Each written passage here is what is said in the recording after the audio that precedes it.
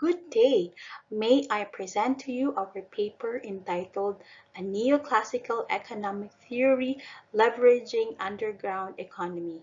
The authors of this paper are Demetria Saniel, yours truly, Geen Pique, and Catherine Conyales Salvo. Underground economy became a well-known subject at the international level because of its increasing activities that play an emerging role in employment, economy, and human development. It has been traditionally associated with illegality. The world's underground economy totals the economic activity of $10 trillion, with gross domestic product as high as 72.5%. In the Philippines, 48.4% of its GDP is under the underground economy, that is 7.38 trillion pesos. Traditionally, the simple description of economic activities is legal or illegal. The legal economic activities are generally those that adhere to regulatory requirements and government regulations. Illegal economic activities are those against or allowed by law and is considered as a crime. The illegal economy is also traditionally called the shadow economy, the underground economy, or the black market. Individuals who engage in the black market are members of the illegal economy. Likewise, individuals who patronize its goods and services are also an accomplice to the crime. Thus, the informal sector is defined as the part of the economy that is not taxed or monitored by any form of government or included in any gross national product or GNP. There are three objectives of this paper. Number one, to categorize and classify underground economic activities. Number two, to infer from the economic and political legal dynamics among the member countries of ASEAN. And number three, to formulate a neoclassical economic theory for the ASEAN bloc to leverage underground economy. Descriptive method was used to gather information about the underground economy, and data mining was used to gather the historical data needed. The ready approach to combat the increasing underground economy is to stress the rule of law. However, if governments place more emphasis on strengthening the rule of law and more stringent enforcement of it, the more that the players of the underground economy stays undocumented.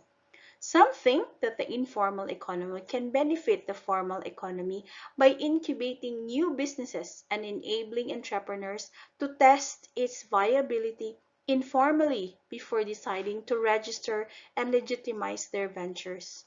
Formalization then remains a slow journey, which means accepting informality as a legitimate state of affairs for many entrepreneurs. Two-thirds of the income gained in the underground economy is used to buy products in the official economy, thus stimulating the formal economy. Researchers then strongly suggest that underground economy can be beneficial as long as it serves to its economic purpose. It can help create markets, increase financial resources, enhance entrepreneurship, and provide reservoirs for economic and social institutions. A study revealed that governments pursuing deterrence will end up limiting one hand precisely the entrepreneurship and enterprise culture that they are so desperately seeking to nurture.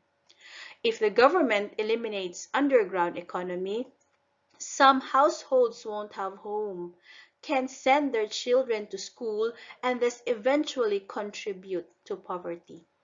Given that the informal economy is currently not only a main platform for the development of enterprise and entrepreneurship, but also a vast and so far untapped hidden enterprise culture, there seems no doubt that it needs to be represented as a formal asset rather than as a hindrance to development.